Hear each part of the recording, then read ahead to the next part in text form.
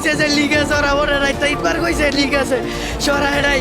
আবার যখন আগুন ধরে গেছে সামনে ওগো মেশিনে, আবার বাকিটারে টাতি জোরা আমার ঢাকেলে টাতা নিছে গা, বাকিটারে নামাইতে দেয় নাই, অনেকক্ষণ পরে উঠে গেছে গা, আবার বাকিটারে হাতিয়ে নাই গা। তিনবার বলছি না লিক হচ্ছে এবং সমস্যা নেই, তিনবার বলার পর মানে তিনবার লিক হচ্ছে সমস্যা নেই। তারপর আমি কি করছি সবটা আগুন জ্বলে ওঠে মানে ইয়ার ভিতরে আমি গেছি বাচ্চারা আনতে, আমার সব টানে নিয়ে এসে দিকে যারা গ্যাস দেয় তাদের কাবুলিতে আজকে নির্মম ঘটনা ঘটলো, ঠিক আছে।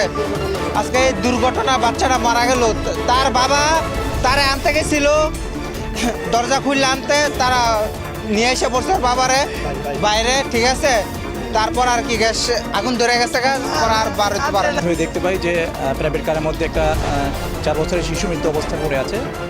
তো আমরা জানতে পেরেছি এসে যে গ্যাস প্রাইভেট কারে গ্যাস মরার সময় বিস্ফোরিত হয়ে এই শিশু বাচ্চাটি মারা যায়।